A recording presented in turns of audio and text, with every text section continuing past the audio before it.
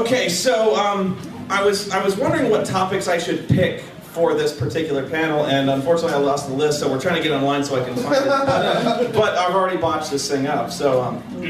But the list of topics I was going to talk about, I thought a really good list was WrestleCrap released a list of the nominees for the Euchre Awards for the year. And I thought, what better way to talk about what is wrong with wrestling of last year than to talk about the nominees for this year, because it was a really good list, and not surprisingly, TNA made up about half of it.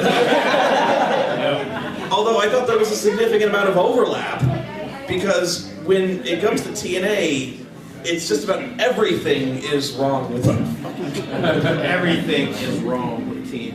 But I think I'll just leave it up to you guys to talk about what you think is the worst, like what's the worst thing of the year so far to you guys in wrestling. It doesn't have to be TNA, that's just me. TNA Genesis.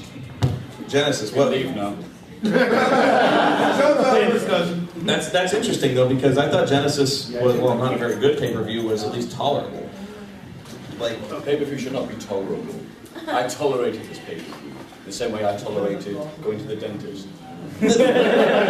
That's true, but I mean, I've seen pay-per-views that were worse. You remember that domed cage match with Homicide trying to climb up the top of the cage? Oh fuck it! He was too lazy to do it. Yeah. No, it wasn't lazy. Nobody could do that. Bullshit! I've seen like 50 fucking people do it. It's not like a new match, man. It's not... In case you're not aware, there was this cage match, okay, and they've got like 6 different people from like the X division. I even forget what the point of this match was, but they had this. It was like Thunderdome.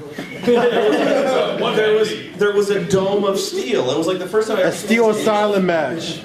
And so the way you win the match is to get out of the cage. And so the problem was Homicide was supposed to win this match, and so he's climbing up, and then he reaches the point where the dome starts to curve up. Yeah, and the only way out is this little circle in the top.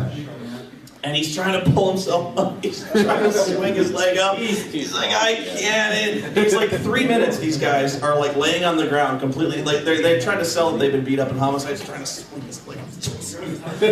Nothing happened. And so after a point, like after 3 minutes, they all decide, just fuck it, and they start just to climb up the sides of the ring, and they pull him down. And then Homicide, I think he escapes through a camera hole. Yeah, he did. He escaped through the cat flap of the Pterodome.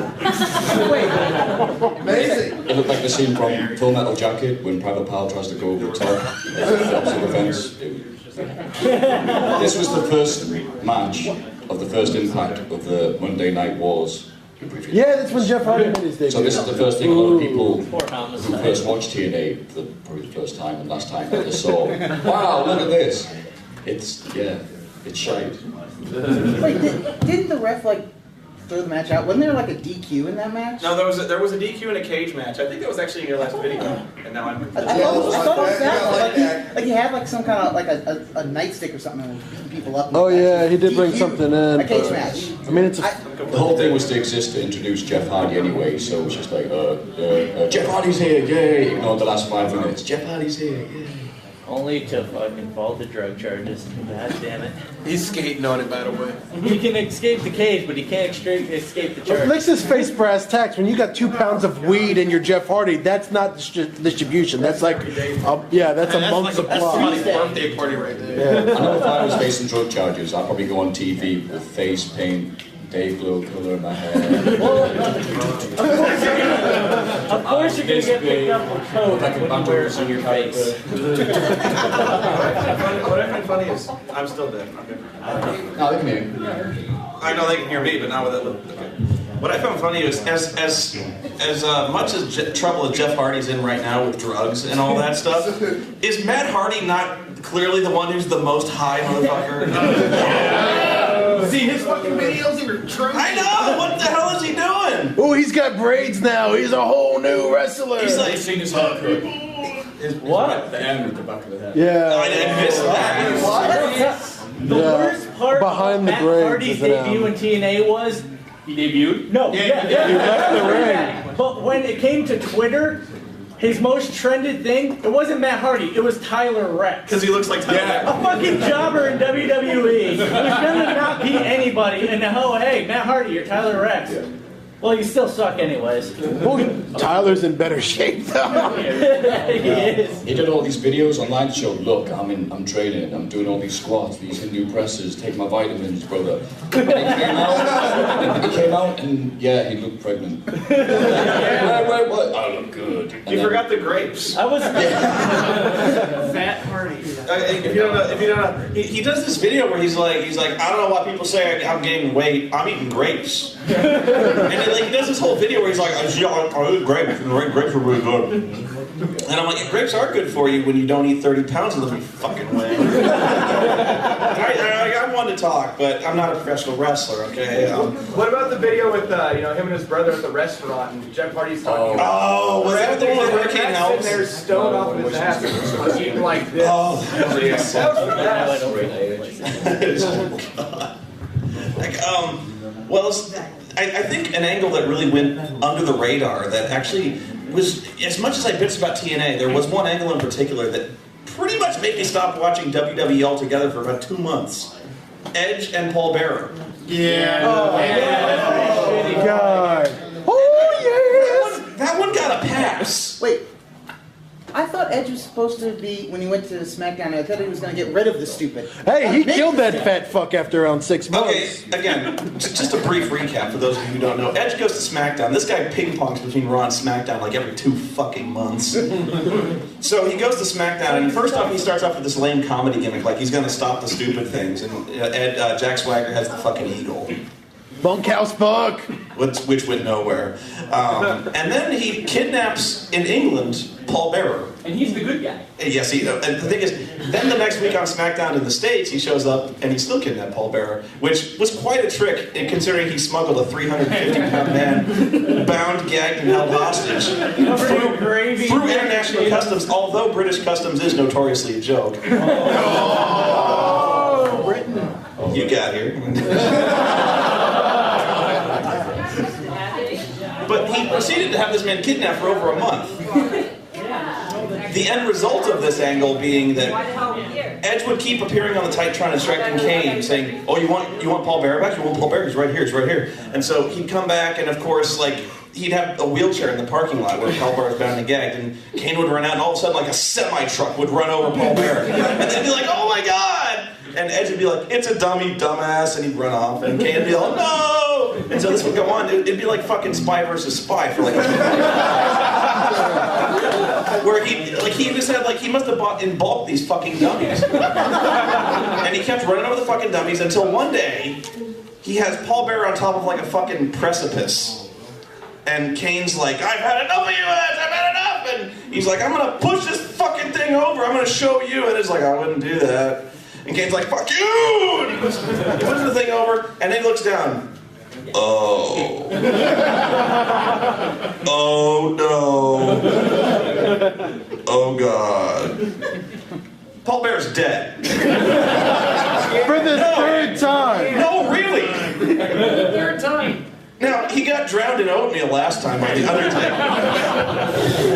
Which would actually mark the second time a man has committed murder on national TV and received no attention from law enforcement whatsoever. This is the truth, brother. Now, meantime, Edge is the babyface. He is kidnapped, tortured, and eventually was responsible for the negligent homicide of a man. Yay! World title. I'm done with this. The only thing worse than the angles were the matches Edge and Kane had at the pay-per-views.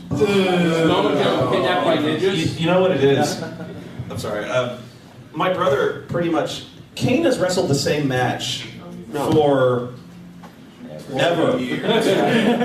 You can pretty much call his matches in your sleep. You know what I mean? Yeah. You can. He does the same thing. He goes up to the top. He does the thing. He does the clothesline. He does the sidewalk slam. He does the choke slam. The guy gets out of the choke slam. You missed the move out, get the pin. Yeah. Say it, so see it for 3 seconds. Move out's right between. This guy, and he's done the same thing forever. And actually, what was funny was they did a last man standing match, which was actually probably the best match he ever had in his life. Just because they finally broke out of that rut where he didn't do it. Like the 5 moves of doom. But another angle. World champion Kane, by the way. Another angle that that a lot of John Cena haters latch onto was the angle where John Cena gets fired. God, that was fucking He stupid. gets fired. No, not next week. He didn't miss a day. No, it was Juan He's Cena. dedicated. His Mexican He cousin. He was Juan Cena in the house shows for a while, but they just killed that immediately because who didn't know? No, it was never the intention to fool anybody. Well, still, I mean, it was so, Wait, what? It was so bullshit. Even they couldn't go. What? No. But John Cena is like, he's not even gone that night. He gets fired, and he's like, I'm so sad. What really killed me about that one was, I think the most offensive part of that was, he gets fired, and then the next day he comes back. He's in the ring, and he's like, well, you guys, it looks like this is the end of a long road. He gets all He's tearful. like, I love you guys, and I love wrestling. I love this business. When I want to see my mom's birthday. I guess I gotta go. I'm gonna see my mom. I'm gonna see my family. And Wade Barrett costing us business and all of you. And then he runs off. He's back within an hour. Birthday party? I guess. And then he proceeds. My favorite part of this one is he proceeds to kick the shit out of Nexus. 6-on-1, they are helpless against this match. He's beating the shit out of them. And they go to Wade Barrett and they're like, Wade, we gotta do something, Wade. He's fucking killing us. He's killing us. You gotta hire him back. Why? I guess he's like... Any long-term fans remember, like, Botchamania, Randy Savage, Jake Roberts, Ultimate Warrior? Yeah. So, like, Botchamania, Randy Savage challenged Ultimate Warrior for career versus respect or steroids. Somewhere around there. And yeah, he lost. Did the emotional farewell. Bye. And he came back a while later, but there was a gap. So when he came back, people were going, "Hey, he was only, back then 6 months was a really long time for wrestling."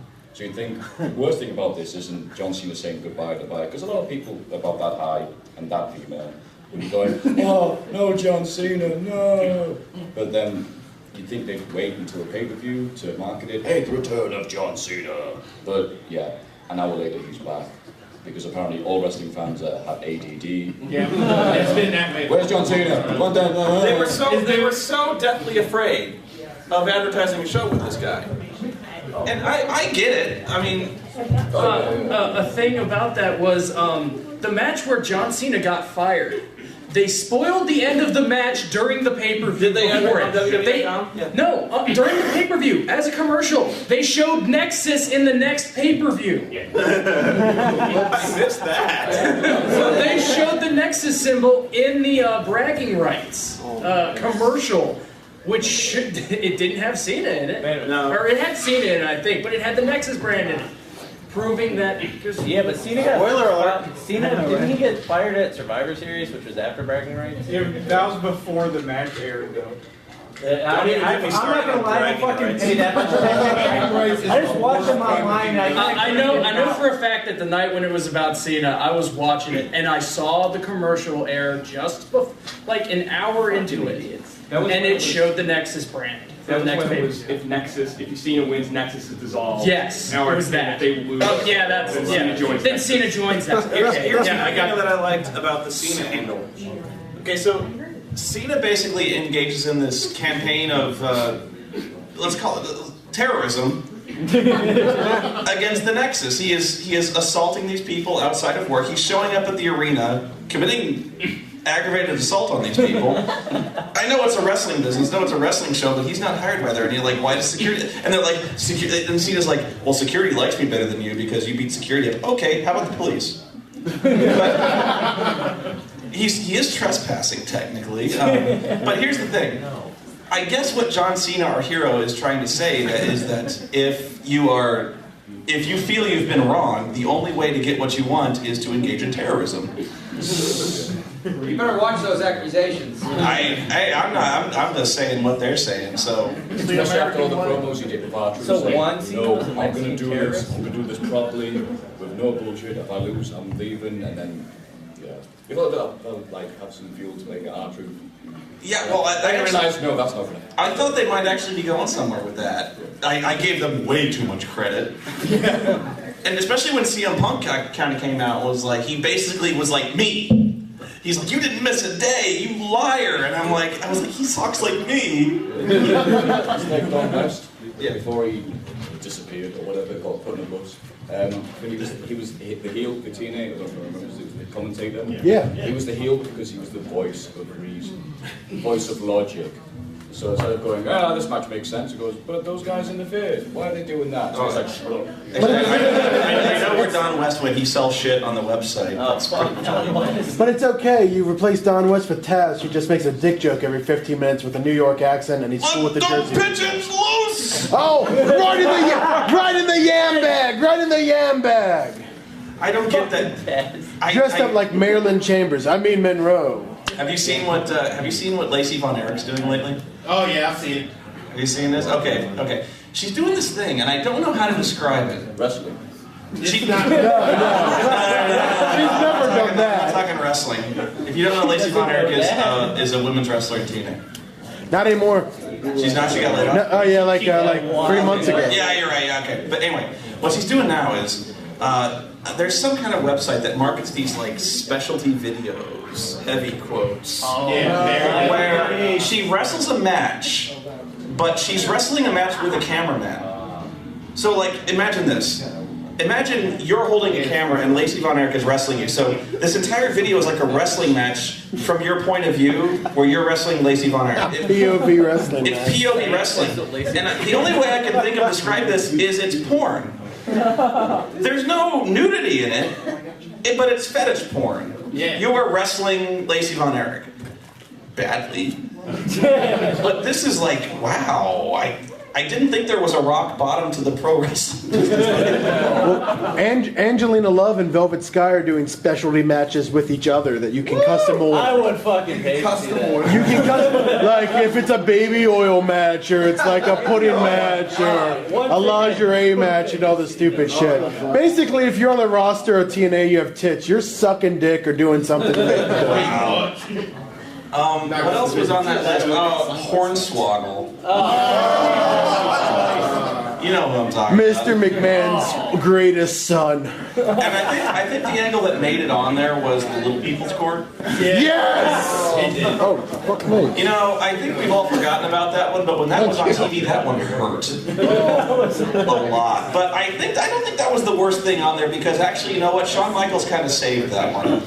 Because there were moments in there where they were getting attacked by the dwarfs. And Shawn Michaels, I remember he was like, there's this whole little world under the ring that they established where like the midgets dwell.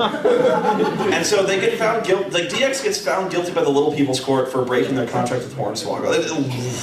The more you try to understand this, the less it makes sense. But the midgets attack DX, and DX is desperately trying to escape, and they're crawling out from under the ring. And I remember this. Triple H escapes, but also like Shawn Michaels is like, oh man, that was close. And all of a sudden he gets pulled back under the ring like a horror movie. He's like, And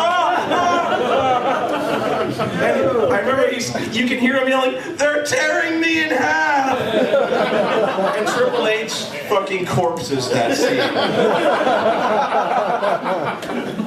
So HBK will even sell for midgets.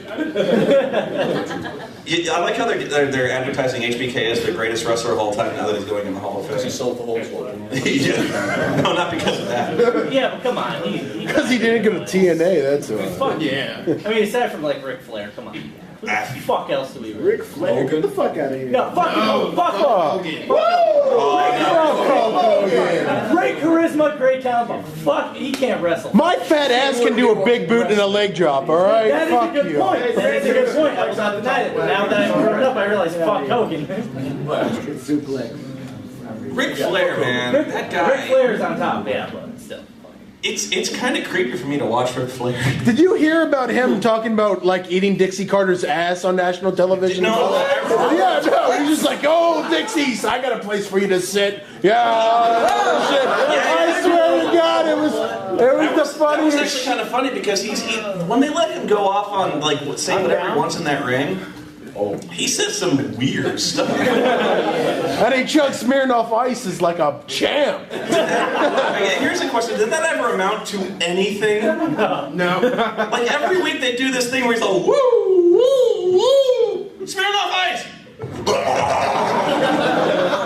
They're trying to appeal to a younger demographic. Science. Zima. Zima. Yeah, it was Mickey James. Yeah. This is what I'm talking about. He was hitting on Dixie Carter, but I remember there was one time where Mickey James, for some reason, the women are fighting. And the women in TNA are all the same character. They are all just harpies. I'm not kidding. If you close your eyes and listen to any women's promo, I guarantee you won't be able to tell us talking. Because they're all just like, she's a slut, she's a whore. They do these backstage brawls, and for some reason they seem to think like 8-minute backstage brawls between the women are like just the best thing going. So these women are fighting, for some reason Ric Flair gets involved and separates them. No idea why. So they get in there and Mickey James slaps him. And he's like, what? And she slaps him again. And he's like, you do that again, I'll make a woman out of you.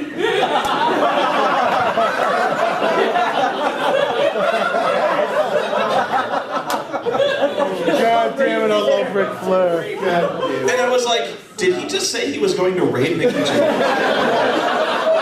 And immediately after that, he didn't quite, I can't remember exactly what he said, but he said basically this, like, she slapped him, he's like, do it again, I'll whip it, what are you? She slaps him again. And he's like, I will put my dick in you! Forcibly! And I'm like, and then, but it's okay because he goes, woo! The greatest thing, the Hall of Fame ring to Abyss, the passing of the torch. That was the Magic Night. That's okay, fucking recap. stupid as shit. Again, recap. Before this whole when he went to Real angle, American? which again is also on the Gooker list, the whole they are coming thing. That poster. Back when Hulk Hogan first joined TNA, he's like, I looked high and low in TNA for the guy who was going to inherit my throne, brother. And it's Abyss. And Abyss by this time is a complete pussy. Yeah. He's all afraid, like, I don't know, Mr. Hogan, I don't know what to do. He's like, listen, brother, you need to step up and grow a sack. brother, here's how it's gonna work. This ring needs everything to me, brother. I want you to have a dude. And he's like, I feel it, Hulk. I feel the power. And from then on, Abyss literally has superpowers. Hulk Lanterns light! Yes! I remember it was AJ Styles had the title belt. Yeah. And they had a title match. It was Abyss versus AJ Styles. And Abyss had such superpowers that he chokeslammed AJ Styles through the center of the earth. Which would have been great if on live television you don't see the plywood underneath the mat apron slide out right before AJ gets slammed through it. But that match gets worse. But seriously, like, he chokeslams him through the ring, and then they like cut away, and like it's in China. AJ's like, what the fuck?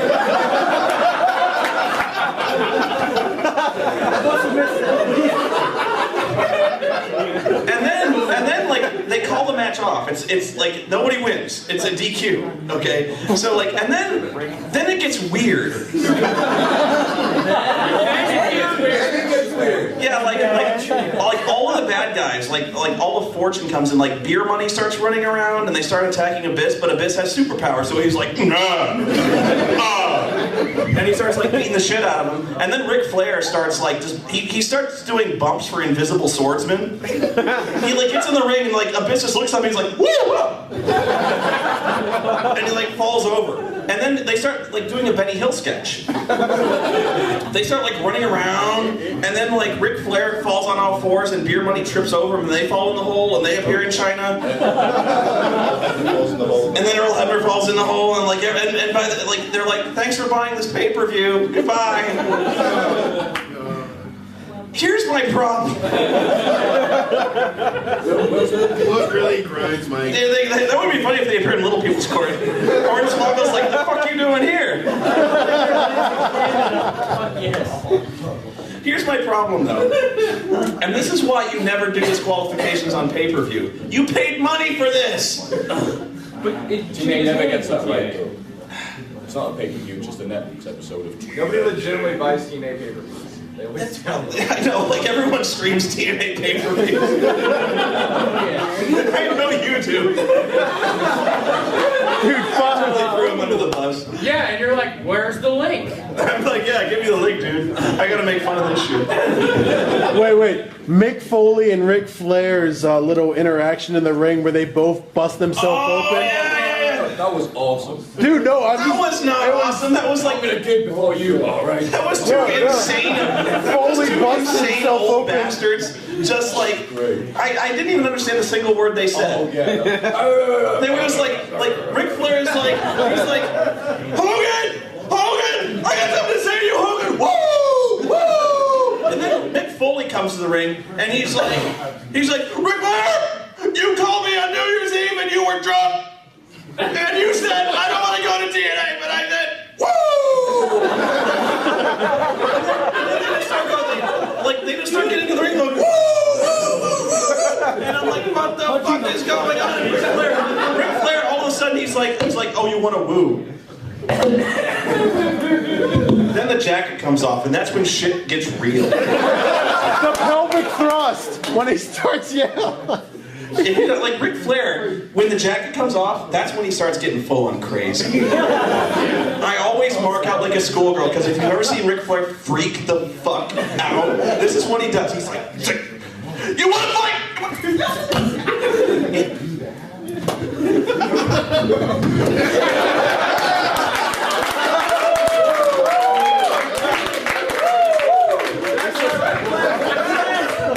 He knee drops his fucking jacket. Have you ever seen that? Yes. Is that not the most awesome thing you've ever seen in your life? Why does he do that? Chair. And then like Mick Foley is like, oh, you want to do? He starts like punching himself in the head, and sure enough, he busts himself wide the fuck open. And then Ric Flair's like, oh, I can do that. And like, Fucking tissue paper. Yeah, Ric Flair's forehead now. It's like the weak spot in the Zelda game. It's like this big thing. Giant fucking light.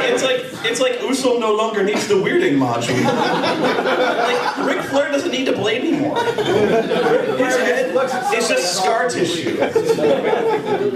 Ric Flair playing full blade on this episode of TNA Impact. And that's my problem with that guy is he bleeds like a stuck pig. It's like Kool-Aid, man. He just rivers. And I mean, like, it shows up great on camera because it looks like he got hit with a fucking hatchet. And Matt, you know, he's game, man. I give him credit, man. He will take a fucking razor blade and scalp himself.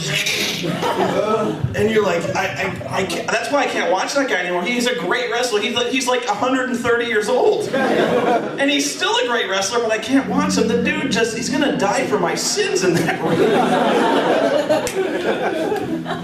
You remember that one time in WCW when you got so pissed off at Bischoff, he stripped naked? God damn it. Yeah, but President of the United States of America. you remember when he was taking his jacket off, but he was so mad, he like knee dropped his fucking, he's like, you know what? Pants come off. And he starts like whipping the pants in the crowd. Woo! That was a time when WCW, even for WCW, didn't make a fucking bit of sense. There was a title match at a WCW Uncensored, which was like Piper versus Flair, and they would own. But whoever won would own WCW, I believe, quote, for all time. Till the end of time. To the end of it. I'll give you a hint. Flair won that match. No, Flair won, but then he was committed by Piper, wasn't he? No. Yeah. Flair beating Bischoff for this owner of shit of WCW forever, and then put it online like a few months later, because if you were ownership of WCW, you probably put it online. Even if you need to, you'd be like, nah, I'm put it online, I'm kept until year 9,999. fights Piper, but they complete control of WCW. Bischoff, he pins Piper, but then Bischoff comes out, who hasn't been on TV for 6 months. Bischoff, who was beaten for the control of WCW, reverses the decision, even though he doesn't have any power, and gives it to Piper. Then they look at the script and go, oh, no, wait, this doesn't make any sense. So the next night in Metro, they went, nah, that didn't happen. It's kind of like, that'd be funny if they actually tried to pull that, where like WCW Bischoff wakes up and is like, what the fuck was that? I had this dream and His wife was running for Piper was in a cage match. Like, You were there. You were there. I was in a garbage truck. Then Vince Russo gets out of the shower. What's going on, guys? I remember when they made Vince Russo an on-air personality, and they had to do like he called it like New York Rules match, where you had to count your own pinfalls and count to 5. Yeah, Piper was his the Harris brothers, with Roddy Piper as the referee. What the You've not lived until you've seen that match. They also was going, what? There's always if we're thinking bad WCW stuff, there's Hogan and Warrior in Halloween. You never beat a Warrior. Fucking debut at WCW that night. I was there live. I wanted to fucking shoot myself. Hogan trying to fucking blind Warrior. I mean, Oh, with the fireball. Tissue paper, fire paper for like 10 minutes. as soon as like Hogan fucked it up, they were like, what happened? Like, oh shit, he tried to fucking blind him. That was it. That makes perfect sense. Warrior sold it. Yeah. For a few seconds, I went, no, wait. It's over here. It's there. If we pop on a cool bit, miss. Because you know, it's like Warriors here, and the blinding powder is like right here. It's like there's no fucking way. We should have had the Sheik versus Warrior. Would have burned his eyebrows off. Wasn't the Brian Blair! nobody It was just another Papa Shango years. and then Warrior brings up the fact that he already beat Hogan. The best, wasn't it just before that where they were having promos on Nitro where like the Warrior was appearing in the mirror? And Hogan was seeing it, but Bischoff's like, what the fuck are you on? Tell me what that one was. Okay, again, here's the thing. Okay, recap. I gotta tell the story in case the newcomers here. There was a time when Hulk Hogan had the title, I think, and Ultimate Warrior was chasing him, but Ultimate Warrior had magic powers. Oh, Goldberg's champion. But anyway, Ultimate Warrior wanted to kick Hulk Hogan's ass, and he had magic powers. And so he was driving.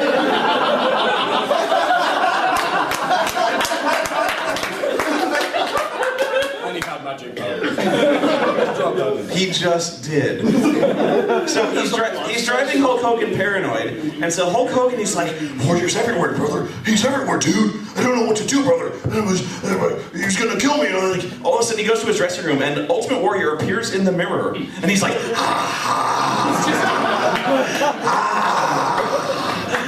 and Hulk Hogan's like, what do you want, dude? Kill my parents, brother? I can do that. I can do that with a pair of Hulkamania. And Ultimate Warrior's like, That's pretty much all the speech he was capable of at that time. I said to my girlfriends, my love trip, my daughter's friends, get out of Pro Help. Teach my son how to drive. Yeah.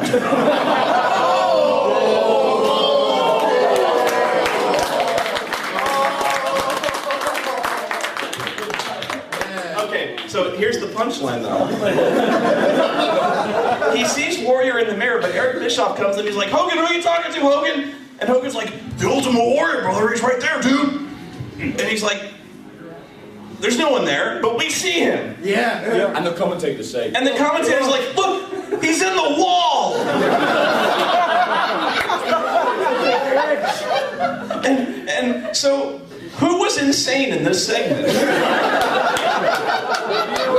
Hulk Hogan saw him, the viewers saw him, the announcers, but Eric Bischoff saw nothing. Aaron Keller moment, man. Eric Bischoff, yeah. So what was funny was, if you watch TNA, they ripped that scene off. Winter, who actually is a real girl now.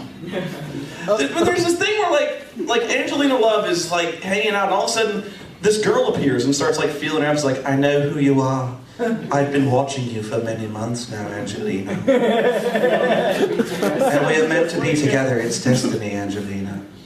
and then like somebody will let her in and she's gone. It's like.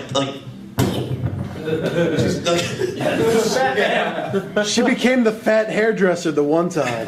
She became the I won't say fat. Come on now. She was my size in a fucking dress. Dude. Fuck off. She became the hairdresser. And like Velvet Sky's like, there's no one else here but the hairdresser. Ask the hairdresser what she saw. Either there was a woman there or Angelina was talking to her like a fucking freak. I don't know. What else? What other angles?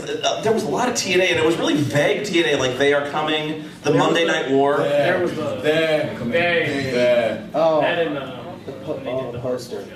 Oh, I don't know if Hardcore Justice made it, but Hardcore Justice was one of those matches. You actually liked that one, right? You watched Hardcore Justice. Ask if you paid for it, don't worry. I paid for that. Same people who enjoyed it. It's fucking on the fence. It was nostalgic, but it was just like it was advertised. These people were like 15 years past their prime. it wasn't even like it was that bad of a pay-per-view. It was just that they had the bullshit around everything because Vince has such a cockhold on everything ECW. So just incredible. It wasn't so much. Somebody had a really bad name change that. Cajones. Cajones. Fuck yes. Oh, so bad. They called Balls Mahoney, who already had one of those names where you just like. His gimmick, his entire gimmick, mind you, was that when he punched people, people would go balls. That was it. How many times did Taz call him Mahoney that night? Huh? How many times did Taz call him Mahoney that night? He called it. Yeah, Taz is the kind of guy who he still calls Brother Ray Bubba. Like to this day, he'll be like Bubba Ray. Oh shit, bully. Brother Ray Bully, who the fuck is he? Who would shit? Bubba. He drops ECW like every other fucking reference too. Yeah. But if you're going to talk about Hardcore Justice, you have to talk about the preluding days where like you have Tommy Dreamer, the fucking like Mr. ECW, like he's hardcore in the fucking ring, crying like a little bitch. I always hated that. Begging Dixie, he's like, one more shot. And I was just like, get yourself. That was the saddest goddamn thing. That was why I was never fired up about that thing. That was like they're like. They didn't go into this saying like we're gonna be fucking hardcore. It was like, please, Dixie, we have nowhere else to go. The absolute worst thing. Who's been a wrestling fan for say more than 10 years? Oh yeah. Who watched ECW who was actually around? Yeah. How many people were there rubbing their eyes, drinking their drinks to make sure they weren't sleeping when they had Hogan come out and say, oh yeah man, ECW, you guys put the map, and they went, yeah, thanks Hogan. It was Hogan married ECW so many times. Yeah, all the times Taz came out and says, fuck it, I'll suplex Ric Flair on his head, brother. I was almost out Hulk Hogan, fuck WCW, fuck Bischoff, and now it's, hey Bischoff, hey Hogan. I was almost certain when like Hulk Hogan and Eric Bischoff were in the ring with Tommy Dreamer, the universe would just implode from sheer wrongness. Didn't they have Steve Austin talking as like 2 days in a promo? Yeah. And Ted Turner also. And Bongo. God. And Monday NyQuil. Here comes Monday. Oh, fire him. That reminds me of the wrongest match I ever seen. You ever see Masato Tanaka, the guy I called and Mike Awesome. They better be a Mike Awesome match. Masato Tanaka and Mike Awesome is the most awkward match you'll ever see anymore. Wait, which one? The one at ECW One Night Stand. He's the best commentator for that fucking match. Good. I hope he dies. Yeah. He's like, I hope he kills himself. The story behind this is Mike Awesome and Masato Tanaka are not wrestling a match. They are attempting to murder each other. If you That's always been the way. If you ever like, Been going back since then. you will never see a wrestling match like this again because of the concussion shit we got going on. You don't even see chair shots to the head anymore. These guys, They were going toe to toe. They're not going to chair shots to the head like a fucking chair. He would just fucking scream at you. Jesus Christ, dude. Back at the back. Yo, people going crazy. People going crazy. yeah, my God, check it out. Honestly, if you want to see the hardest chair shots you've ever seen in your life, check this out. The funny part about this one, and I can't even watch this match. I was watching a tape of it before. Joey Styles hates Mike Osmond. Hates him. He's like, he's a traitor, he's a no good Benedict Arnold, and I hope he dies. And so, hang on, one second. And so he does like a suicide dive out of the ring. He's like, he does a suicide dive out of the ring, too bad he wasn't successful.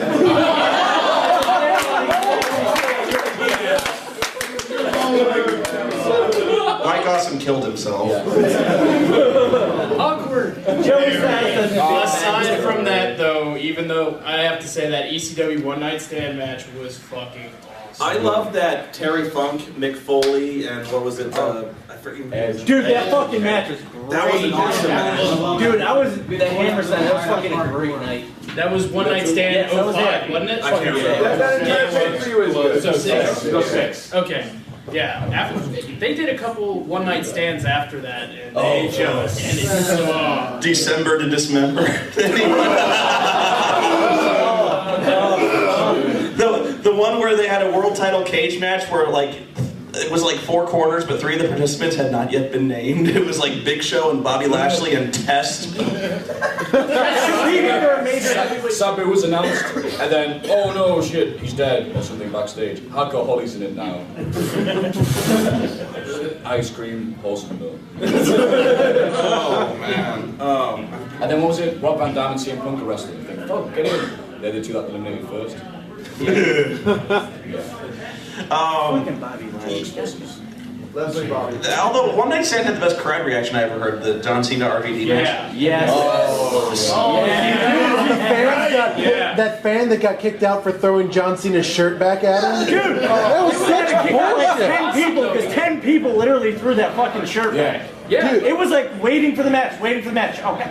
Somebody just keep the fucking shirt. I want to see this match. You see the look on the guy's face through it? It's like, yeah, throw that again. That was the thing, though. You really had to give it to John Cena for that part because I will never say that again. But he sold that shit. Like they threw it back and he was like, take it, fuckers! I don't want it. Mind you, if it was somebody threw a John Cena t-shirt made in the last year or so into the crowd, ooh. Yeah, if we're voting worst stuff this year, what do you have? John Cena's t-shirts. Purple. The purple and yellow shit. Yeah, it's almost like, oh sorry guys, this thing over there. Well, no. He's switching teams. I don't care. But here's the thing: I don't actually know how he maintained so much crowd support, considering he was wearing Lakers colors everywhere. I'm pretty sure somewhere he would have gotten booed, like if he goes to Houston. He's more over than fucking Hogan was. It's ridiculous. Top Gear went to Romania and someone in dirt wrote on the back of the car, I heart John Cena. In fucking Romania. They don't even know who Hulk Hogan is in fucking Romania. I can't talk, I'm drunk. Fuck off. Top Gear John Cena, Romania.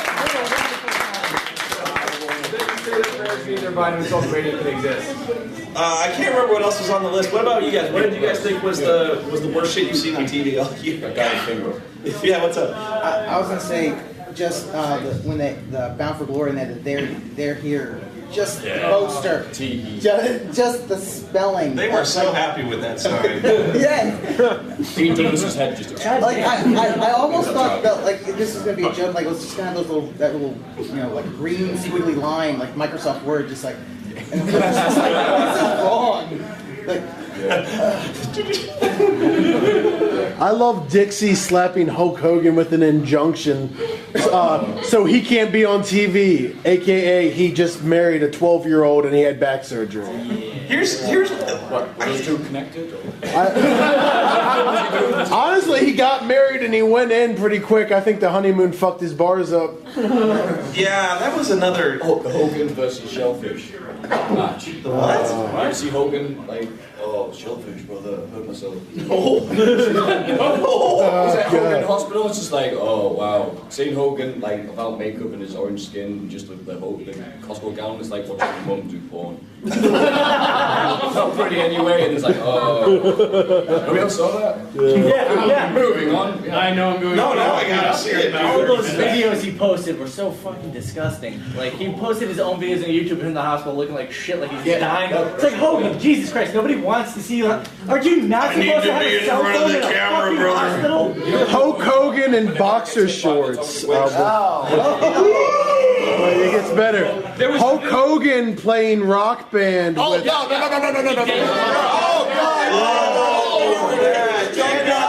And he's just like, he just waves his dick at his daughter. He's like, oh, hey, I'm already fucking you probably. Hang on, to recap. I gotta bring this back because you've seen it and you've seen it. Some of these people ain't seen this. It turns out he had underwear underneath the boxers. Bullshit. They did show the video unedited. That doesn't make it better. But the edited video makes it so much better. There's this video. I don't know who taped this or who thought it'd be a good idea to put this online. Yeah. Hogan, Brooke, and Jimmy Hart playing Rock Band, for the record, is one of the coolest things. Okay, so he's playing Rock Band and his daughter is there. And well, it might have been his wife, I can't tell. They look so much alike. Maybe that's why he flashed his dick at her.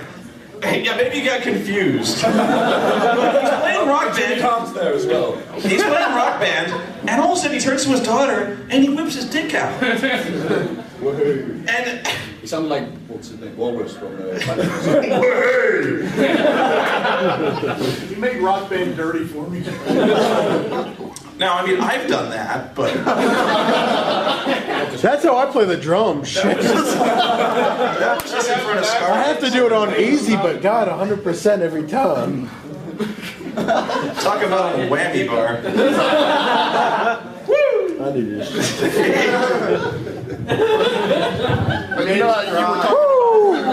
If I say woo, it makes it okay. See, you're saying, he's wearing fucking underwear. He could be having a goddamn metal cod piece there. It's still, he's thrusting his junk at like dogs. Oh, come on, like, that's the worst thing you've seen him do. You see the photos of him rubbing oil on her ass on the beach? Come on. Hogan's fucking her. Let's just say it. I'll say it. He's fucking Rook. If he's not, I will. Mental picture. No. I think I'm gonna be here. Oh, my hip, brother, my hip. You gotta be on top, Rook. This just needs to be wrestled. I need a shot of whatever you got, man. I need to drown that memory out. Moving away from the fan fiction of Hulk Hogan. Oh, yeah. Same for online people. Anybody else have any suggestions for worst 2010? CM Punk and the Nexus. No, fuck. No, that's the first fucking good thing they've done. No, it's the fucking straight edge society all over again. The Nexus. You know what they're doing? But the Nexus is just a fucking Nexus, dude. You know what they're doing now, though? Is they're doing two Nexuses. No. They did this thing where CM Punk has his own Nexus, but like Justin Gabriel and the Wendy's girl, they left. But if you, like, I read SmackDown spoilers. Apparently, they're joining up with Wade Barrett. You're gonna have two fucking Nexuses. Yes. Dude, I don't care. I'm happy that Wade Barrett's got some fucking support. I know they're gonna do. They're doing black and white and black and red. Hey, if Vincent, Stevie Ray, Horace Hogan. Hulk Hogan, I'm coming for you. No, I'm not doing it. Come back. You see? You see? No, it's not NWO. It's Natural Born Brothers. 2011. I will say that when they started this whole thing about CM Punk and the Nexus, I was actually a little relieved because now it was like, okay, maybe they're going to get some balls and start doing some fucked up shit like they used to, and then it came to the point. Balls? Did you see CM Punk just shoot down Owen's deck by having the harness where it's on? like, okay, I'll take these two kendo sticks and just beat the shit out of me. It was just like, they're not going to do it. That actually does lead me to what could have been the worst thing of the year, but may not have been, because I don't think anybody saw it. It was one of those, if a tree falls in the woods and nobody hears it, does it? NXT. Once it moved to the web, it's No, season 1 was okay, season 2 was bearable. Who thought an all-Divas season would be intriguing? Nobody saw The that. fucking Divas division sucks enough. Now it's just models fucking not Fucking amen. That's all it is. And then they get pissed when they find this beautiful. The beginning. The Genesis. That was one of the worst goddamn promos I ever heard in my life. The McGillicuddy. The master of the McGillicuddy. Every cliche. Let me tell you something. Twice. I'm gonna be the greatest champion of all time. And he's like, from this moment on, this will be the moment. Let's just talk about the Michael McGillicuddy name. It's fucking stupid. Yeah. Everyone knows he's Joe fucking Henning. Yeah. He's got Joe Henning and he's got, is it Wyndham as well? I don't. Nah, I think it's just Henning. Yeah. Henning is a surname. By the I think way, we'll change that. Yeah, that's like, hey, let's change fucking Randy Orton to fucking Bob Titterfuck. you remember? This may have escaped your notice, but I remember one time they were doing this, like, WWE supports the troops, and fucking Matt Stryker. This fucking guy. Matt Stryker. You did a Botchamania one time that featured almost exclusively like every stupid bullshit thing Matt Stryker ever said. Like showing his dick online to 50 million people. The Intercontinental title has never changed hands in Dallas, and like you should. Anyway, here's the thing. He says, we support the troops, and not many people know this, but Randy Orton used to be a United States Marine. Bullshit! Oh no, he was. Damn it. He was. Dishonorably discharged. Yep. AWOL. For going AWOL, yeah. What, the guy from the Misfits in Action? Way to bring that one up, Matt. God damn it. Good one. Oh my god. But yeah, NXT. There were so many great moments on that show where you just like, it really was car wreck television. I didn't watch it. Eli Cottonwood, you remember that guy? God damn. Mustache. That made it on the soup, by the way. It made it on the soup. Really? Yeah, it made it on the soup for real. NXT just did not make sense. The first season, Daniel Bryan doesn't win when everyone expects him to win, but you get Wade Barrett. Plus, Caval wins second season, gets shot to shit, but he is one of the best fucking talents you can get. He's small. He's small, but he's amazing. McMahon. He's better than fucking Mysterio. He's an idiot. He's an idiot, though. Fuck Ezekiel Jackson. He's small. He's like Caval size, but look at him. U.S. champion and one of the best talents you have. I'm frankly amazed that Danielson has come as far as I'm sorry though, they need to scrap the Bella Twins. They are cancer to anyone they attach to. Vince has this great idea that, it'd be ironic if he's fucking amazing, man. Do they train people on the NXT that I didn't watch? Yeah, who the fuck is the Bella Twins? Bella Twins, we training people? Yeah, I'm one of them. With NXT, all you gotta say is Michael Cole with the gong.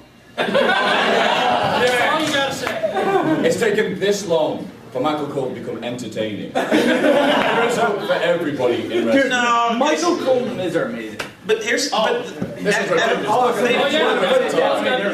made him entertaining, but at what cost? Bring back JBL. He's basically burying the show. Like It's great because they have the voice of reason. Oh, look at this! Look at these athletes. But you really What's this? Yeah, that's how we used to be. Jim Ross, Jerry Lawler. Wait. Jesse Ventura, Willa Monsoon. And we think, oh, good, this actually makes it entertaining. But we're watching the show, and then Michael Cole will literally say this. He'll be like, this sucks. Why are we watching this? It's actually Beavis and or Butthead. I'll be like, we call him worse for years. Did I say that? Because I don't remember saying that out loud. I think my internal monologue is speaking. But at least Michael Cole gives you that sense of he's so objective to something where you haven't had that feeling since like Bobby Heenan. Not saying he's good as Bobby Heenan, but you haven't really had that. But I'm fully understand what you mean. Yeah. But even that was sorry, go on. that was WWE's biggest success this year, I think. The Bobby Heenan DVD, because I have not laughed that hard in fucking years. Yeah. God, Bobby Heenan was a fucking... You can show me clips of that, and it's better than half the shit I see on Raw. Put Heenan with stuff like Jameson, and he still makes it entertaining. Yeah. And who do we have on Raw that's commentating? We got Todd Grisham sometimes. On Raw. Todd Grisham, who's like off the fucking face of the point. Why is King a good guy now? Because there's not what the fuck's going on. It's like Grandpa Simpson. Oh, wow, we've got... Yes. He works for... Make sure you buy Xbox. Rock band. I've got a great one for the year. Great one for the year. The Michael Cole as the ghost of Christmas that was Future. the worst opening to Raw God, the whole like, ooh, Miz. It was basically Christmas and there's like Charles Dickens' A Christmas Carol or whatever. That was the worst. Alex Riley and Michael Cole and who was the fucking Alex other Riley's one? such a bitch. You just can't help but love him. At least they dropped that. At least they dropped that stupid fucking varsity villain. No, he still uses it. He's got a BB on the back of his kite. It's like, why is he still carrying a fucking suitcase? He bought a new one. He bought a new one. Right. And it's gray. Last one got beat up. The best thing that could have happened, that has happened to Cole in a while though, was during the old school night when JR came back. Yes. And JR fucking ignored him. JR gets to the table, he's like, "How are you, King? It's nice to see you." And Cole's like, "Oh, that's good. Just walk away from me. What the hell?" Yes, Sean.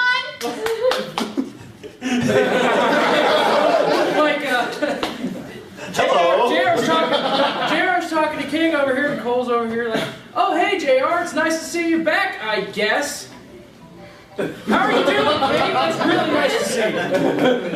You know, in Jim Ross's mind, he's one of the Mr. Barbecue Man. Go on, see Santino Morella. Aren't you like? He's the best comedic. That's another thing. I'm sorry. That was last year. What? No, that was last year. Oh yeah, they're talking about Santino being Santina Morella. No, what I'm talking about is there's been plenty of crap this year. Here's another thing that really should have been on the worst of list. Santino Marella and Vladimir Kozlov. Best tag team. Win the tag team titles. Whatever, that was the it. only tag team in WWE. No. Yeah, no, there's the Usos. I actually dared my brother. Who the fuck are the Usos? Seriously. I dared my brother to name one other tag team. It took him an hour ago. He was like, "The Nexus?"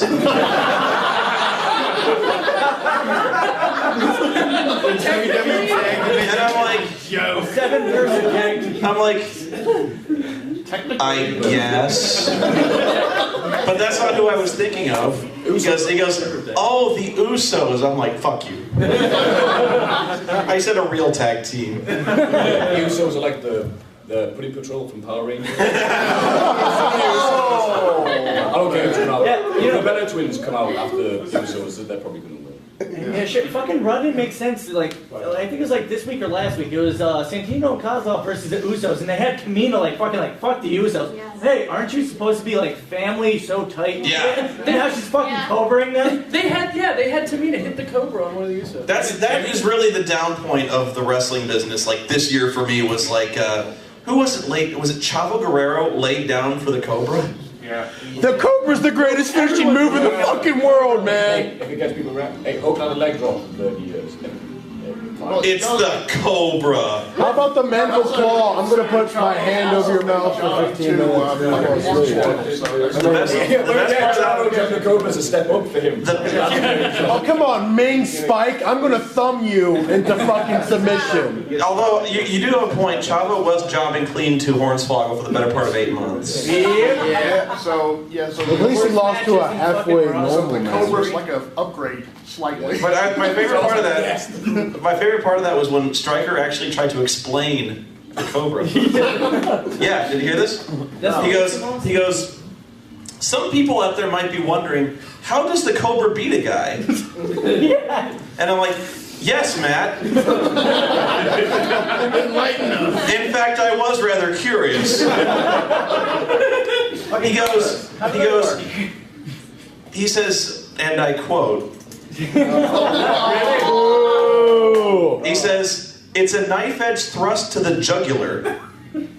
Even though he poked him in the eye. Oh, really? I saw that bitch get hit in the forehead the other day. I know, I was like... You're gonna break your finger. That's WWE's best thing this year, getting shitty finishes over. Cobra, crowd goes, "Yay, the Cobra." Wade Barra's... Oh, sorry, you're on my shoulders. Just put it down. Sorry. People cheer like mad for that guy though, because they wouldn't do it if they didn't get over. Like the same thing with the Worm. You remember the Worm? What the fuck was that? He took like 3 minutes to hit that fucking move by the end. You know how he did it? He was like, it used to start off where he was like, the guy would be like, I can do the worm. He does the worm. No. When it finally got over, he had this big production where the guy would lay down and he was like, I apologize.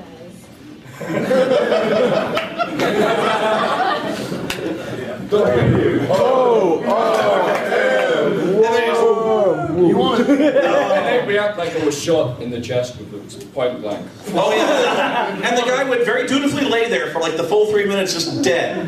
You could have just pinned him if he was laying still that long, but no, you had to warm him. But I had the same problem with people's elbow, to be honest. Yeah. Hey, Fucking Spinner-Rooney. you'll say this now. Spinner-Rooney. When 10,000 people are going, yes, the people's elbow. Is it really that bad? Yeah, but they were doing the same thing for the worm, though. No, but at least the people's elbow looked like it hurt. They had a 300-pound Samoan dropping you in the fucking heart. Yeah, but the guy would just lay there and take I know. He took out the elbow pad. What damage? He took his elbow pad off, though. But you could catch it! It hurts way more.